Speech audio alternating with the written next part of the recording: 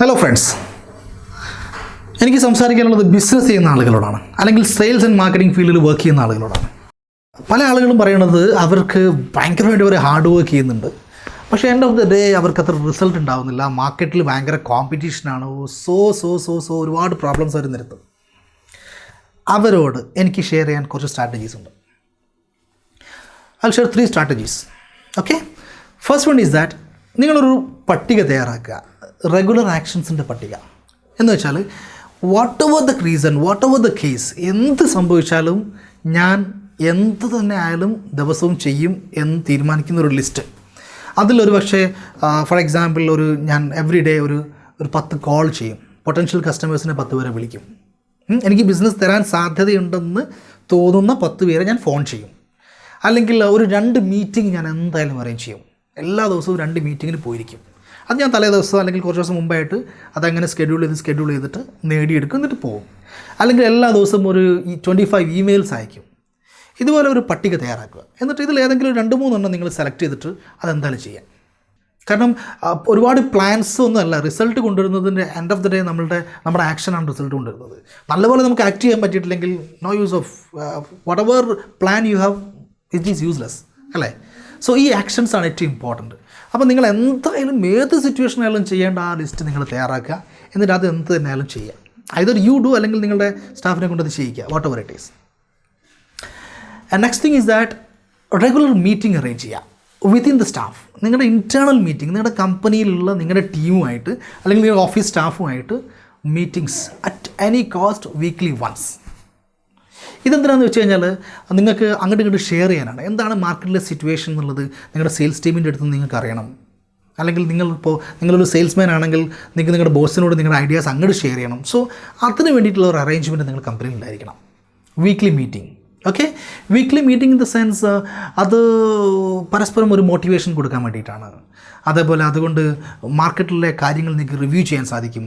നിങ്ങളിപ്പോൾ ചെയ്യുന്ന എന്തെങ്കിലും സ്ട്രാറ്റജീസ് ഏതെങ്കിലും തരത്തിൽ മാറ്റങ്ങൾ വരുത്തേണ്ടതുണ്ടോ, ഇങ്ങനെയുള്ള കാര്യങ്ങളൊക്കെ ഡിസ്കസ് ചെയ്യാൻ ഈ weekly meeting, internal meeting is must. പല ഓണേഴ്സും, ബിസിനസ്സിൻ്റെ ഓണേഴ്സും അല്ലെങ്കിൽ ബിസിനസ് മാനേജേഴ്സും ചെയ്യുന്നൊരു പ്രോബ്ലം, അവർ ബിസിനസ് തുടങ്ങി ഒന്ന് പിക്കപ്പായിട്ട് വന്നു കഴിഞ്ഞാൽ പിന്നെ അവർ അങ്ങനെയുള്ള കാര്യങ്ങളൊന്നും ശ്രദ്ധിക്കില്ല. എന്നിട്ട് കുറച്ച് ദിവസം കഴിഞ്ഞിട്ട് അവർ തന്നെ അറിയാതെ മെല്ലെ അവരുടെ കയ്യിൽ നിന്ന് പല കസ്റ്റമേഴ്സും നഷ്ടപ്പെടുന്ന അവസ്ഥ ഉണ്ടാകുന്നു. അപ്പോൾ തിരിഞ്ഞു നോക്കുമ്പോൾ അയ്യോ ഈ കസ്റ്റമർ നഷ്ടപ്പെട്ടു, ആ കസ്റ്റമർ നഷ്ടപ്പെട്ടു, എന്താ കാര്യം നോക്കുമ്പോൾ ഈ പരസ്പരം മോട്ടിവേഷൻ കൊടുക്കാനോ അല്ലെങ്കിൽ വേണ്ടത്ര മാറ്റത്തിരുത്തലുകൾ വരുത്താനോ നിങ്ങൾ ഒരു സാഹചര്യം ക്രിയേറ്റ് ചെയ്യുന്നില്ല എന്നാണ്. So always try to make a meeting, a regular meeting within the staff, internal meeting നിങ്ങൾ അറേഞ്ച് ചെയ്യുക. And the final thing which is so important, make regular customers വേണം. അതായത് 80% of the business is coming from 20% of the customers എന്നാണ് പറയുന്നത്.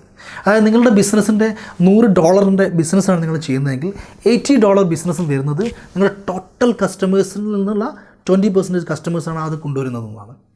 That's what the study says. So അങ്ങനെ വരുമ്പോൾ നമുക്ക് ആ ഒരു കോർ കസ്റ്റമർ ലിസ്റ്റ് ഉണ്ടാക്കാൻ സാധിക്കണം.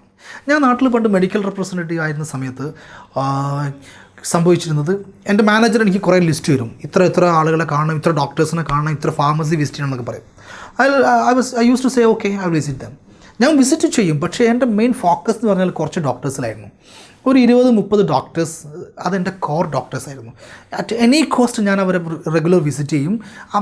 അവരുമായിട്ടുള്ള കണക്ഷൻ, അവരുമായിട്ടുള്ള മീറ്റിംഗ് ഒരു തരത്തിൽ ഞാൻ അതിൽ സാക്രിഫൈഷൻ റെഡിയല്ല. ഞാനത് കണ്ടിരിക്കും. ആ രൂപത്തിൽ ഞാൻ വർക്ക് ചെയ്തത്. അതുപോലെ തന്നെ കുറച്ച് ഫാർമസീസ്, ആ ഒരു കോർ ടീമാണ് എനിക്ക് എൻ്റെ ബിസിനസ്സിൻ്റെ 80% തന്നുകൊണ്ടിരുന്നത്. സോ അങ്ങനെയാണ് കാര്യങ്ങൾ. സോ ആ ഒരു കാര്യം നമ്മുടെ മനസ്സിൽ എപ്പോഴും വേണം.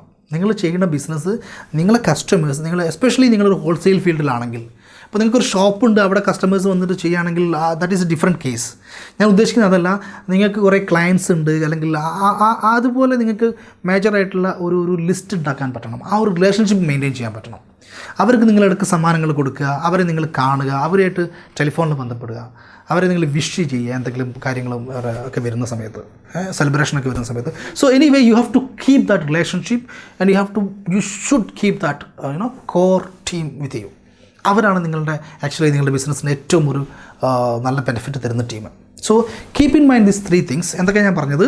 First thing is that regular actions at any cost നിങ്ങൾ ദിവസവും ചെയ്യേണ്ട കാര്യം ഇത്ര ഫോൺ കോൾ, ഇത്ര മീറ്റിംഗ് എന്നുള്ള ഒരു ലിസ്റ്റ് ഉണ്ടാക്കിയിട്ട് അത് എനി കോസ്റ്റ് നിങ്ങൾ ചെയ്യുക. And number 2, internal meeting at every week, if possible every week അത് ചെയ്യുക. അത് പരസ്പരം മോട്ടിവേറ്റ് ചെയ്യാനും പരസ്പരം സ്റ്റഡി നടത്താനും മാർക്കറ്റിലെ കാര്യങ്ങൾ ചർച്ച ചെയ്യാനൊക്കെ ഉപകാരപ്പെടും. ആൻഡ് തേർഡ് തിങ്, കോർ കസ്റ്റമേഴ്സിൻ്റെ ലിസ്റ്റ് അല്ലെങ്കിൽ കോസ്റ്റ് കസ്റ്റമേഴ്സിനെ നിങ്ങൾ ക്രിയേറ്റ് ചെയ്യുക. So this 3 will help you to make your business very big and to develop. നിങ്ങൾ ഉദ്ദേശിക്കുന്ന തരത്തിലുള്ള ഒരു ബിസിനസ് വളർത്താൻ വേണ്ടിയിട്ട്, ഒരു ഡെവലപ്മെൻറ്റ് ഉണ്ടാകാൻ വേണ്ടിയിട്ട് ഇറ്റ് വിൽ ഹെൽപ്പ് യു.